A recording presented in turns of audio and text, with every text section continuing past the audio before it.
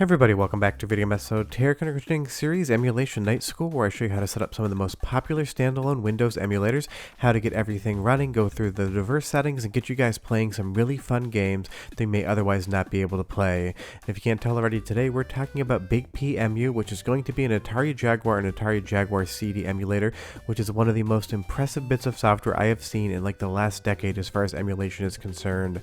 Before we get too far involved, though, do me a huge favor, down below, hit like and subscribe and ring that notification bell, definitely helps us out. And if you need any help getting these emulators set up, I did add a Patreon level to my Patreon, just so you can get exclusive access to me if you run into problems, but if you pay attention, you probably won't need that. Now if we go over to the BigP Emu website, you're going to see it's very rudimentary, but it works what it needs to do. And if you go under the compatibility tab, you're going to find out that this runs the entire software library for both the Jaguar cartridges as well as the Jaguar CD attachment. It has 100% compatibility across the entire library. It'll even do wild things like let you use VR headsets to play some of the Jaguar VR games that technically exist. I am not going into that in this tutorial. That would be a 401 level class. If you really want to see that, leave me a comment down below. But to grab the core, just go ahead and hit over to download, and you're going to see there's a current version right here, and it is just a zip file. What that means is you can install this emulator wherever you want. Just make sure you put it in a place that you can find it again, but there is no installer. This is just unzip and execute it right from the folder you get to. Speaking of folders, let's pop over to my Windows installation here. Whatever folder you want this emulator installed in, just go ahead and copy that zip file you just downloaded over, and we'll go ahead and unzip it right here. That'll just be a right click and an unzip. That way you get all of the files you need out of it. Extract here will just pop them right in the folder you unzip it from. From there, you're going to see we have the BigPEmu executable and some other things like a README, which you don't really need to worry too much about. Now you can set up your games however you want, but what I recommend is creating a games folder within the BigPEmu folder where you've installed it.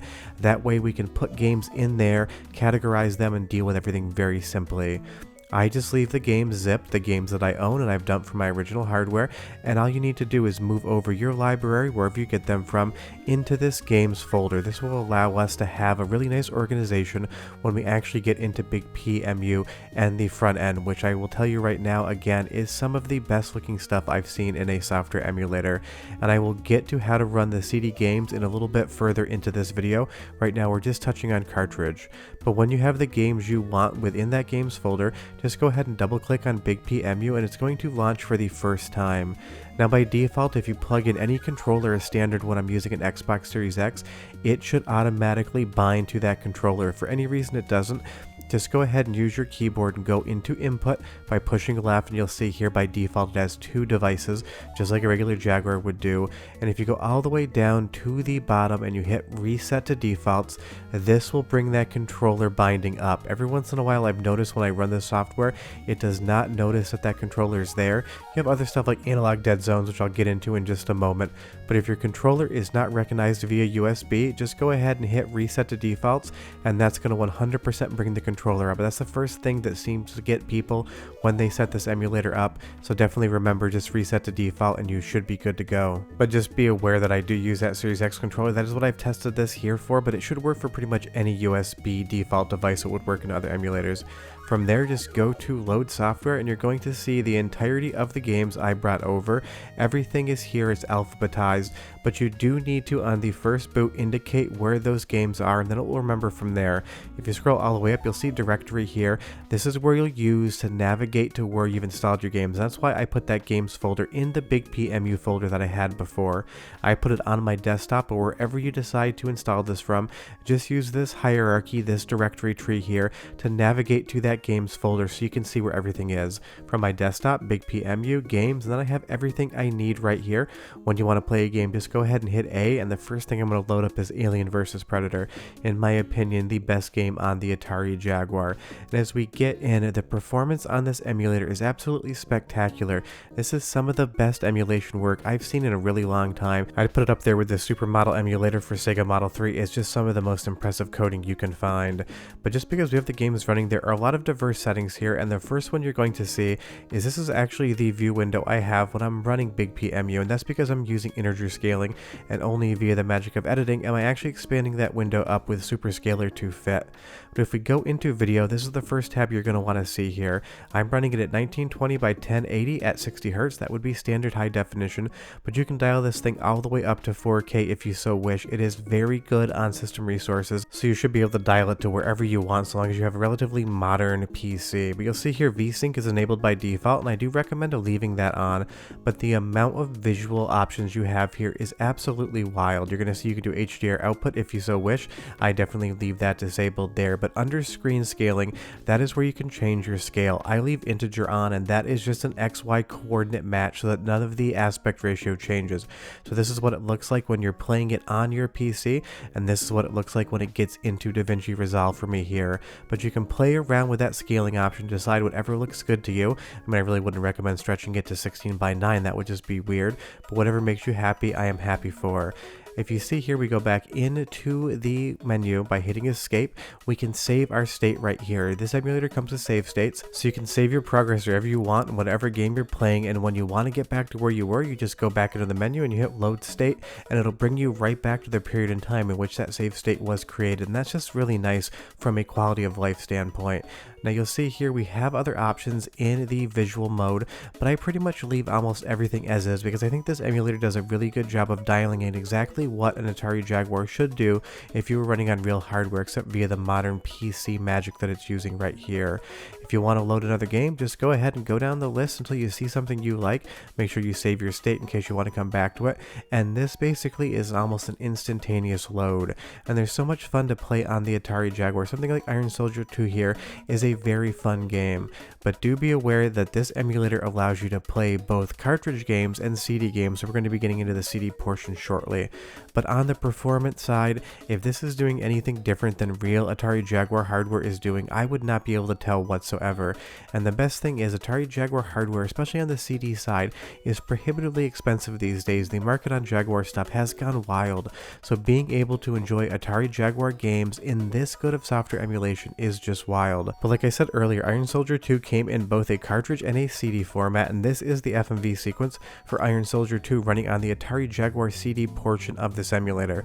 So now we're going to talk about how to get CD games set up so you can start enjoying them. And what I recommend is inside your games folder, go ahead and create a secondary folder, and you can call it whatever you really want, but I'm just going to call it CD games. That way I can nest everything in here, so when I'm trying to load them in, they are good to go. And you will see that I do need a BIOS for the Atari Jaguar CD. You should be dumping that from your real hardware. In the CD games folder, I will just go ahead and drop in new folders for the games I want to add. BinQ is the format that I'm working with. That's what I found to be the most successful with the emulator. It's what's listed as compatible, so definitely make sure that when you rip those discs, you do it in BinQ format. From there, you'll see now I have a CD games directory within my cartridge games directory, and if I pop into that, every single game is nested. Just go ahead and run the queue, and it will load up the Atari Jaguar CD portion of this emulator. You'll see here Blue Lightning, maybe not the best game in the world, but it's one of the most famous games because it was a pack-in title, so it's one that you probably do want to check out. And I will say on the CD side, the emulation is as flawless as it is on the cartridge side. Again, it is just so impressive, and of course you get that Red Book audio as well on different Jaguar games on CD if they so utilized it. And it's so impressive that this emulator can do both the cartridge and the CD format at the same time. It is just a marvel of all of that coding and technique behind the emulator in and of itself.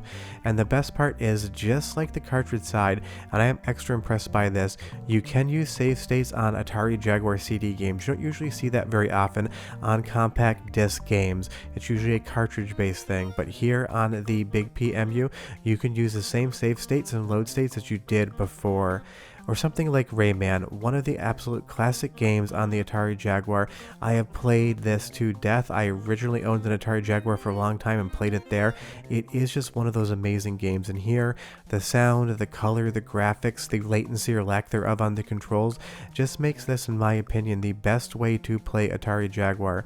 But we do have some other options within here we can go through, because one thing I think about the Jaguar is it always had audio volumes that were slightly too low. So if you go over to the audio section, section, we can adjust the decibels here to raise the audio level up. Just do it in small increments. You don't want to go like 50 and then blow your headphones and ears out when you get it too loud. If you don't like what you've done, just hit reset to default and you'll be right back into the game the way that the software emulator maker intended it to be. There are other options as well that you can play around with in some of these speed aspects. I don't think that they make the massive difference you're hoping for, but they're still fun there. If we go into settings and scroll up, so many of these things you can completely ignore, but the wrist clock scale, the Motorola 68000 scale, and the blitter scale, you can adjust the clock speeds on these to see if you can eke out more performance on the Atari Jaguar. It could cause some instabilities in some games, and honestly, at least in Alien vs Predator here, I don't see a lot of difference. In some of the full 3D games, you might get a couple extra frames, you might get some instability, but do go ahead and play around with those. Just be aware, those are the three big speed modifiers here as far as I am concerned. But once we get back into Alien vs Predator, it is just so good. But if you follow along to everything here, you're going to be playing Atari Jaguar cartridge games and Atari Jaguar CD games. You'll be 100% set up, you'll get the resolution you want, you'll get that integer scaling or otherwise, and you'll be able to play some really unique games like 05 here, which I feel like most people will have never heard of. But if you follow this tutorial, you'll be playing the entirety of the Jaguar library, both cartridge and CD based. And again, if you run into any issues, you can leave me a comment down below, but if you want one-on-one help, that Patreon link is down below as well. But definitely go download BigPEmu and start playing some Atari Jaguar. It might not be the greatest console ever made, but there's still a lot of fun to be had, and you should definitely be having it. For that, I'll have more tutorials soon, and I'll have videos throughout the week, but we're done. Bye-bye.